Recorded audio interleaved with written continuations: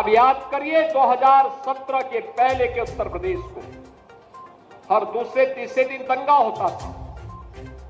बहनों और भाइयों, इन दंगाइयों का उपचार ही डंडा है।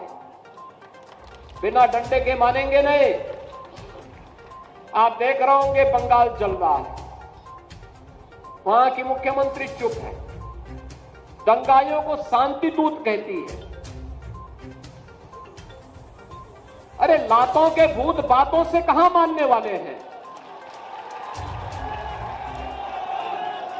लेकिन सेकुलरिज्म के नाम पर इन लोगों ने दंगाइयों को दंगा करने की पूरी छूट दे रखी है।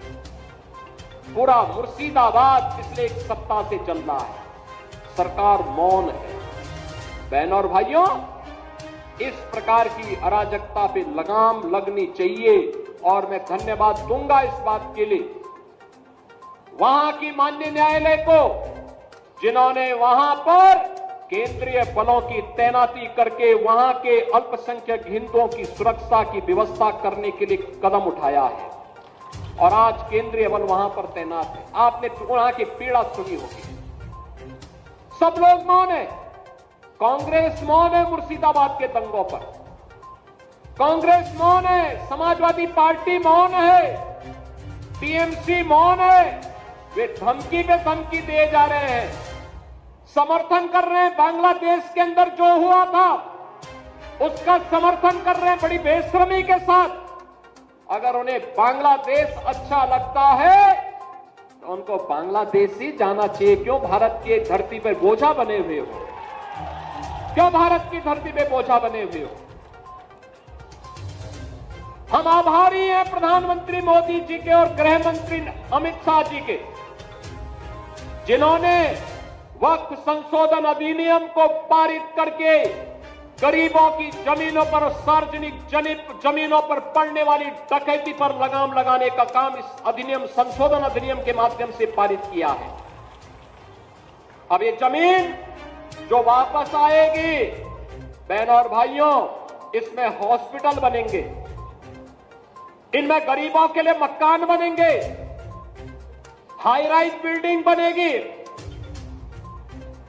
यहां पर स्कूल बनेंगे, विश्वविद्यालय बनेंगे, निवेश के लिए लैंड बैंक बनेगा। लेकिन किसी को जमीन पर कब्जा करके गुंडागिर्दी करने की छूट अब नहीं मिलेगी। इसलिए लोग परेशान हैं, क्योंकि जमीन के नाम पर जो लूट थी वह रुकने वाली है और इसलिए इन लोगों को परेशानी है। परेशानी इस बात को लेकर के कि अब गुर्गे खाली हो जाएंगे। तो पहले जो जनता को लूटते थे, इनको अब भय है कि इनके द्वारा पाले गए गुर्गे कहीं भस्मासुर हुए तो कहीं अब इन्हीं को न लूटने लग जाएं।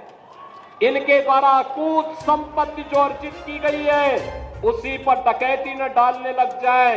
इसलिए उस भय के कारण ये वक्फ के नाम पर जनता को बेवकूफ बनाने का काम कर रहे हैं, जनता की आंखों में धूल झोंकने का काम कर रहे हैं, गुमराह करने का काम कर रहे हैं। लेकिन गुमराह होने की आवश्यकता नहीं। हमें देश के संविधान पर, बाबा साहब भीमराव अंबेडकर के द्वारा बनाए गए संविधान पर विश्वास करना है, विकास की प्रक्रिया के साथ जुड़ना है।